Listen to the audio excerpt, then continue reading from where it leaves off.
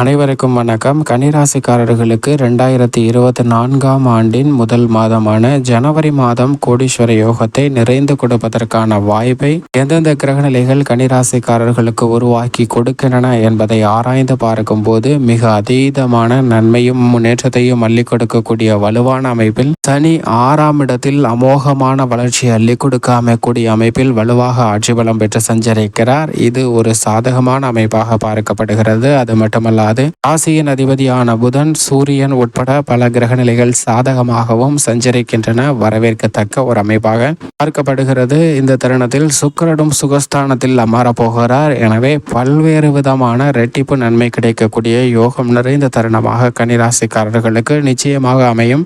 2024ஆம் ஆண்டு முதல் மாதமாக இருக்கக்கூடிய ஜனவரி மாதத்தில் பல கிரகநிலைகள் சாதகமாக சஞ்சரிப்பதால் கோடீஸ்வர யோகம் நிறைந்த ஒரு மாதமாக இந்த ஜனவரி மாதம் அமைவதற்கான வாய்ப்பும் சூழ்நிலையும் பல்வேறு தருணங்கள்ல அமைகிறது என்பதை கிரகநிலைகள் உறுதிப்படுத்துகின்றன. அது மட்டுமல்லாது எப்பேற்பட்ட மாற்றத்தை சந்தித்தாலும் தங்களுடைய இயல்பில் இருந்து மாறாத கிரக அமைப்புகள் இருப்பதால் நீங்கள் எதிர்பார்க்கக்கூடிய சிறந்த மாற்றம் என்பது உருவாக போகிறது. ஆனால் அதே சமயம் உங்களுடைய பண்புகளில் எந்த விதமான மாற்றமும் இல்லாமல் விரைந்த தனலாபத்தை பெறக்கூடிய ஒரு சிறந்த மாதமாக இந்த ஜனவரி மாதம் அமைவதற்கான வாய்ப்பும் யோகமும் மிக அபரிவிதமாக இருக்கிறது. ஏனென்றால் முழு சுப கிரகமாக இருக்கக்கூடிய குரு தனது நட்பு கிரகமாக இருக்கக்கூடிய செவ்வாயின் ஆட்சி வீடான மேசராசியில் வலுவாக சஞ்சரிக்கிறாருங்க.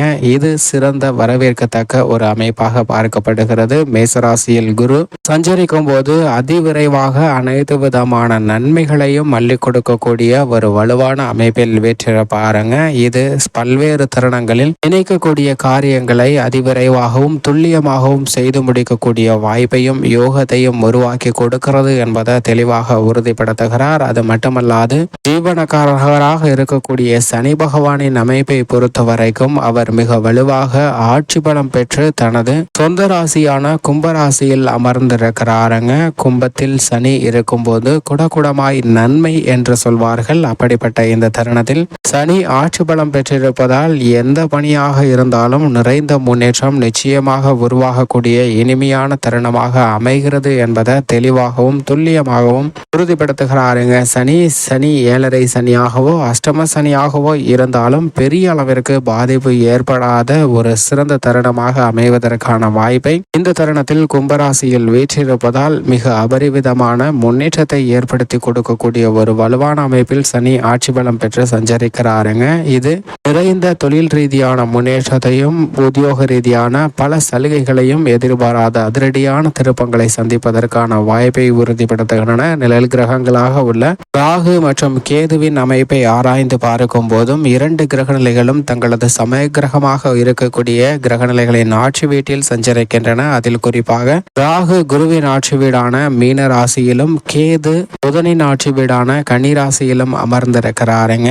இது நல்ல ஒரு மாற்றத்தை ஏற்படுத்தி கொடுக்கக்கூடிய அமைப்பாக பார்க்கப்படுகிறது. நிழல் கிரகங்கள் நிஜ வாழ்க்கையில் பல்வேறு தருணங்கள்ல முன்னேற்ற வாய்ப்பை நிறைந்து கொடுக்க போகிறது. அது மட்டுமல்லாது குரு தனது நட்பு கிரகமான செவ்வாயின் ஆட்சி வீடான மேசராசியில் அமர்ந்திருப்பது போல் செவ்வாய் தனது நட்பு கிரகமாக இருக்கக்கூடிய குருவின் ஆட்சி வீடான தனுசு ராசியில் அமர்ந்திருக்கிறாருங்க. இது பல்வேறு வகையில வரவேற்கத்தக்க ஒரு அமைப்பாக பார்க்கப்படுகிறது. அது மட்டுமல்லாது குருவின் சுப பார்வை செவ்வாயின் மீது அதீதமாக கிடைக்கக்கூடிய இந்த தருணம் பல்வேறு விதமான நன்மையும் முன்னேற்றத்தையும் அள்ளி கொடுக்கக்கூடிய ஒரு இனிமையான தருணமாக அமைகிறது என்பதை தெளிவாகவும் துல்லியமாகவும் உறுதிப்படுத்துகிறாருங்க. அது மட்டுமல்லாது முதன்மை கிரகமாக இருக்கக்கூடிய சூரியன் இந்த மாதத்தின் முற்பகுதியில், அதாவது ஜனவரி மாதத்தின் முற்பகுதியில் தனுசு ராசியிலும் பிற்பகுதியில் மகர ராசியிலும் சஞ்சரிக்க போகிறாருங்க. சூரியனுடைய இந்த அமைப்பு வாழ்வில் இன்பம் பிறப்பதற்கான வாய்ப்பையும் பொங்கல் எப்படி பொங்கி வருகிறதோ அதுபோன்று செல்வ செழிப்பு நிறைந்து கிடைப்பதற்கான வாய்ப்பும் கோடீஸ்வர யோகம் நிறைந்து கிடைக்கக்கூடிய இனிமையான தருணமாக அமைய போகிறது என்பதை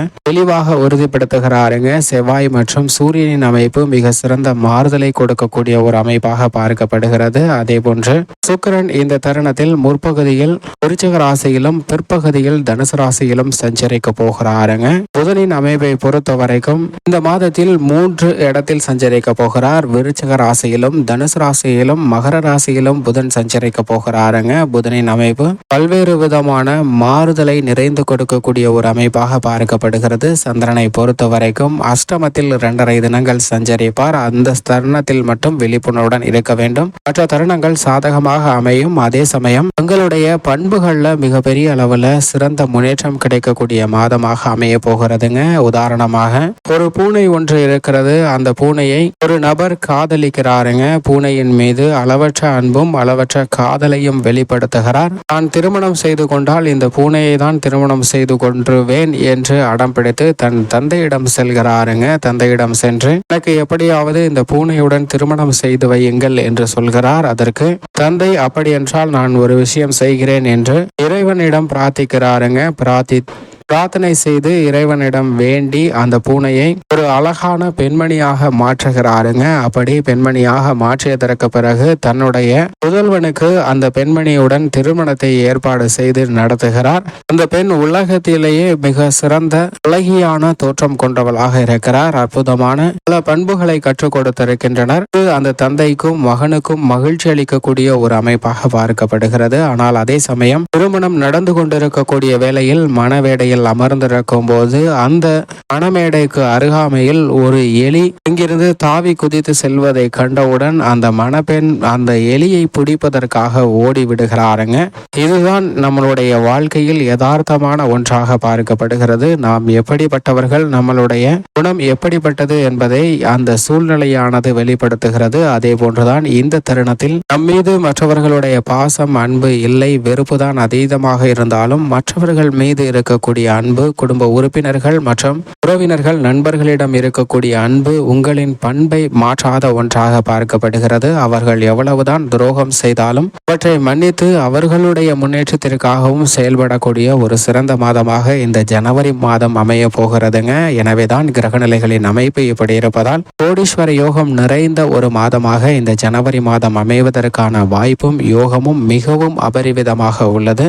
கன்னிராசிக்காரர்களின் குடும்ப சூழ்நிலையை பொறுத்தவரைக்கும் அஷ்டமத்தில் வீற்றிருக்கக்கூடிய குரு தற்போது அஷ்டமஸ்தானத்தை விட்டு இன்னும் சில மாதங்கள்ல மிக விரைவில் விலக இருக்கிறாருங்க. எனவே அஷ்டம குருவால் இறுதி தருணத்தில் நிறைந்த நன்மை கிடைக்கும். திருமண பாக்கியம், குழந்தை பாக்கியம் உட்பட பல்வேறு விதமான நன்மையும் யோகமும் நிறைந்து கிடைக்கக்கூடிய ஒரு மாதமாக பார்க்கப்படுகிறது. உறவினர்களுக்கிடையே இருந்த மனக்கசப்பு, சங்கடங்கள் நிச்சயமாக நீங்குகிறது. ஏனென்றால் 9ஆம் இடமாகிய பாக்கியஸ்தானத்தை நோக்கி நகர்கிறாருங்க. நிறைந்த நன்மையும் முன்னேற்றமும் அபரிவிதமாக கிடைக்கும். இது மட்டுமல்லாது இந்த தருணத்துல ஜீவனாதிபதியாக இருக்கக்கூடிய சனி 6ஆம் இடத்தில் அமோகமாக வளர்ச்சி அள்ளி கொடுக்கக்கூடிய வலுவான அமைப்பில் சஞ்சரிக்கிறார். எனவே உத்தியோக ரீதியாக ஊதிய உயர்வு, பதவி உயர்வு உள்ளிட்ட பல சலுகைகள், அதாவது போனஸ், விடுமுறை உட்பட பல நன்மை நிறைந்த விஷயங்களை நிறைந்து வருவதற்கான வாய்ப்பும் யோகமும் உள்ளது என்பதை தெளிவாக உறுதிப்படுத்துகிறாருங்க. தொழில்துறையில் அதிரடியான மாற்றத்தை சந்திப்பதற்கான வாய்ப்பு நிச்சயமாக உருவாகிறது. அதே சமயம் கேது மற்றும் ராகுவின் அமைப்பை ஆராய்ந்து பார்க்கும் போது கேது ஜென்மத்தில் அமைந்திருப்பது அவ்வளவு நன்மை கொடுக்கக்கூடிய ஒரு அமைப்பு இல்லை. இதே போன்று ராகு 7ல் இருப்பதால் சற்று எதிர்பார்த்த நிகழ்வுகளில் சின்ன சின்ன தடையை சந்திப்பதற்கான வாய்ப்பு இருக்கிறது. விழிப்புணர்வுடன் இருங்க. அதே சமயம் சூரியன் இந்த தருணத்தில் மிக வலுவாக நாளிலிருந்து 5ஆம் இடமாகிய பூர்வ புண்ணிய ஸ்தானத்தில் நுழைவதால் குடும்ப ரீதியாக அலைச்சல் குறையும். எதிர்பார்த்த பணவரவு கிடைக்கும். தடையை சந்தித்து வந்த நிகழ்வுகளில் நல்ல முன்னேற்றம் கிடைக்க போகிறது. வலுவாக சுகஸ்தானத்தில் மங்களகரகனாக இருக்கக்கூடிய செவ்வாய் அமர்ந்திருக்கிறாருங்க. சுகஸ்தானத்தில் அமர்ந்திருப்பதால் சற்று ஆரோக்கிய தொல்லைகள் ஏற்படலாம்.